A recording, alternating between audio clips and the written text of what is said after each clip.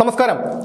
എന്തുകൊണ്ടാണ് CPM എന്ന പ്രസ്ഥാനം ഇത്രയേറെ അധപതിച്ചത്, ജനങ്ങളിൽ നിന്ന് അകന്നു പോയത് എന്ന് ചോദിച്ചാൽ അതിൻ്റെ ഒരു ഉത്തരം നേതാക്കൾക്കും അണികൾക്കും പൊതുജനങ്ങളോടുള്ള പെരുമാറ്റത്തിൻ്റെയും പ്രവൃത്തിയുടെയും ശൈലി കൊണ്ടാണ് എന്ന് പറയേണ്ടി വരും. സൗമ്യമായിട്ടുള്ള മുഖങ്ങൾ CPMൽ അപൂർവമാണ്.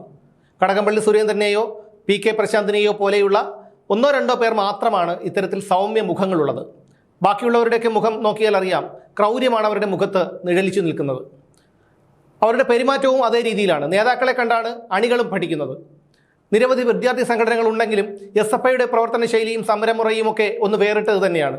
DYFIയും മോശക്കാരല്ല, അവരുടെയും രീതി ഇതുതന്നെയാണ്. MM മണി, ഇടുക്കിയിലെ അനുഷ്ഠേയനായ CPM നേതാവ്, തൻ്റെ വൃത്തികെട്ട നാവുകൊണ്ട് ഒരുപാട് പേരെ അയാൾ അവഹേളിച്ചിട്ടുണ്ട്. അപ്പോഴൊക്കെ പച്ചയായ മനുഷ്യൻ്റെ പച്ചയായ വാക്കുകൾ എന്ന് പറഞ്ഞ് അന്തം കമ്പികൾ അതിനെ ന്യായീകരിച്ചിട്ടുമുണ്ട്. പിന്നെ മണിയുടെ സ്വഭാവം അറിയാവുന്നതുകൊണ്ട്, വിവരവും വെള്ളിയാഴ്ചയും ഇല്ലാത്ത ഒരാളാണ് എന്നറിയാവുന്നതുകൊണ്ട് മണിയുടെ അധിക്ഷേപം നേരിട്ടവരിൽ പലരും മറുപടി കൊടുക്കാൻ പോകാറില്ല. മറുപടി കൊടുത്താൽ മാത്രമല്ലേ അയാളോടൊപ്പം തരം താഴുകയുള്ളൂ. അതുകൊണ്ട് തന്നെ മറുപടി കൊടുക്കാൻ പോകാറില്ല. നിരവധി തവണയാണ് മണി ഇത്തരത്തിൽ ആൾക്കാരെ അധിക്ഷേപിച്ചിട്ടുള്ളത്. മണിയുടെ ലൈസൻസ് ഇല്ലാത്ത നാവ് കൊണ്ട് നടത്തിയ 1, 2, 3 പ്രസംഗത്തിൻ്റെ ഫലമായിട്ടാണ് അയാൾക്ക് ജയിലിൽ കിടക്കേണ്ടി വന്നത്. അതിനുശേഷം പൊമ്പിളൈ ഒരുമ നടത്തിയ സമരത്തിൽ പൊമ്പിളൈ ഒരുമയുടെ പ്രവർത്തകർ കഥകടച്ചിട്ടിരുന്നു മറ്റേ പണി ചെയ്യുകയാണ് എന്ന് അധിക്ഷേപിച്ചവരാണ് മണി.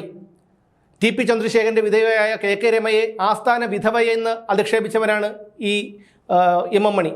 ആ മണി ഇന്ന് പറഞ്ഞിരിക്കുന്നത് കോൺഗ്രസിന് വോട്ട് ചെയ്തവർ വിഡ്ഢികളാണ് എന്നാണ്. 2021 ഉടുമ്പൻചോല മണ്ഡലത്തിൽ 38,305 വോട്ടുകളുടെ ഭൂരിപക്ഷത്തിലാണ് MM മണി അന്ന് വിജയിച്ചത്. ആ ഉടുമ്പൻചോല മണ്ഡലം പോലും ഇന്ന് CPMന് നഷ്ടപ്പെട്ടിരിക്കുന്നു എന്ന് പറയുമ്പോൾ അതിൻ്റെ കാരണക്കാർ MM മണിയും ഇടുക്കി ജില്ലാ സെക്രട്ടറിയായ CV വർഗീസും ഉൾപ്പെടെയുള്ളവരാണ്. ഈ വർഗീസിൻ്റെയൊക്കെ ധാർഷ്ട്യം, അഹങ്കാരം, അവർ നിരവധി പേരെയാണ് അവിടെ ദ്രോഹിച്ചിട്ടുള്ളത്. നിരവധി പാറക്കോറികളൊക്കെ അനധികൃതമായി നടത്തുന്നു എന്ന് പറയുന്നു. അങ്ങനെയുള്ള ആരോപണങ്ങളൊക്കെ ഉയർന്നു കേട്ടിട്ടുണ്ട്. പലപ്പോഴും CV വർഗീസിനെതിരെ വലിയ രീതിയിലുള്ള ആരോപണങ്ങൾ ഉയർന്നു കേട്ടിട്ടുണ്ട്. അതൊന്നും വകവയ്ക്കാതെ വീണ്ടും CV വർഗീസിനെ തന്നെയാണ് പാർട്ടി അവിടുത്തെ ജില്ലാ സെക്രട്ടറി ആക്കിയത്. കാരണം CV വർഗീസിനെയും MM മണിയെയും ഒന്നും ഒഴിവാക്കിയിട്ട് പാർട്ടിയുടെ പ്രവർത്തനം അവിടെ മുന്നോട്ട് പോകില്ല. ഇത് പാർട്ടിക്ക് നന്നായി അറിയാം. യഥാർത്ഥത്തിൽ പാർട്ടിക്ക് ഒരു ശുദ്ധികലശം അത്യാവശ്യമാണെന്ന് ഇനിയും അണികൾക്കും നേതാക്കൾക്കും മനസ്സിലായിട്ടില്ല. ആരാണ് നേതാക്കൾ? ഈ പാർട്ടിയെ ഇനി നയിക്കാൻ പ്രാപ്തരായ എത്ര നേതാക്കളാണുള്ളത്? ആകെയുള്ളത് ഈ പറയുന്ന MV ഗോവിന്ദനും പിണറായി വിജയനെയും പോലെയുള്ളവരാണ്. അവരെയൊക്കെ ജനങ്ങൾ തിരസ്കരിച്ചു കഴിഞ്ഞു. പിന്നെയുള്ളത് സ്വരാജിനെയും റഹീമിനെയും പോലെയുള്ളവരാണ്. സ്വരാജിൻ്റെയൊക്കെ ഇത്തരത്തിലുള്ള അഹങ്കാരത്തിലുള്ള പെരുമാറ്റം കാരണമാണ് അയാളൊന്നും ഒരു സ്ഥലത്തും ജയിക്കാത്തത്. ഇപ്പോൾ രാജ്യസഭാ MP ആയിട്ടുള്ള റഹീം കേരളത്തിൽ 140 മണ്ഡലങ്ങളിൽ ഒരിടത്ത് നിന്നാൽ പോലും ജയിക്കില്ല. അദ്ദേഹത്തിൻ്റെ സ്വന്തം മണ്ഡലമായ വാമനപുരം മണ്ഡലത്തിൽ പോലും അദ്ദേഹം ജയിക്കില്ല. വാമനപുരം മണ്ഡലമോ നെടുമങ്ങാട് മണ്ഡലമോ ആണ് അദ്ദേഹത്തിൻ്റെ താമസം. അവിടെ പോലും അദ്ദേഹം ജയിക്കില്ല. അതാണ് ഇവരുടെയൊക്കെ നേതാക്കളുടെയൊക്കെ ഒരു രീതി. ഇന്നലത്തെ തോൽവി കൊണ്ടുപോലും ഈ ഒരു രീതി മാറ്റാൻ അവർ തയ്യാറല്ല. യഥാർത്ഥത്തിൽ ഈ പാർട്ടി അല്പമെങ്കിലും മുന്നോട്ട് പോകണം, പാർട്ടി നിലനിൽക്കണം എന്ന് ആഗ്രഹിക്കുന്ന സഖാക്കൾ ചെയ്യേണ്ടത് ഈ മണിയൊക്കെ പിടിച്ച് ചങ്ങലക്കിടുകയാണ്. അല്ലെങ്കിൽ ഇത്തരത്തിലുള്ള അധിക്ഷേപ വാക്കുകൾ അയാൾ ചൊരിഞ്ഞുകൊണ്ടേയിരിക്കും. കോൺഗ്രസിന് വോട്ട് ചെയ്തവരൊക്കെ വിഡ്ഢികളാണ് എന്ന് പറയുമ്പോൾ 1, 2 പേരല്ലല്ലോ കോൺഗ്രസിന് വോട്ട് ചെയ്തത്. കോൺഗ്രസിന് വോട്ട് ചെയ്തവരെല്ലാം വിഡ്ഢികളാണെന്നാണ് മണി പറയുന്നത്. അതായത് കേരളത്തിലെ വോട്ടർമാരെ ഒന്നാകെ അടച്ചാക്ഷേപിക്കുകയാണ് ഇയാളുടെ ഈ വൃത്തികെട്ട നാവുകൊണ്ട്. 140-ൽ 102 സീറ്റുകളും നേടിയാണ് UDF ഇപ്പോൾ അധികാരത്തിൽ വരാൻ പോകുന്നത്.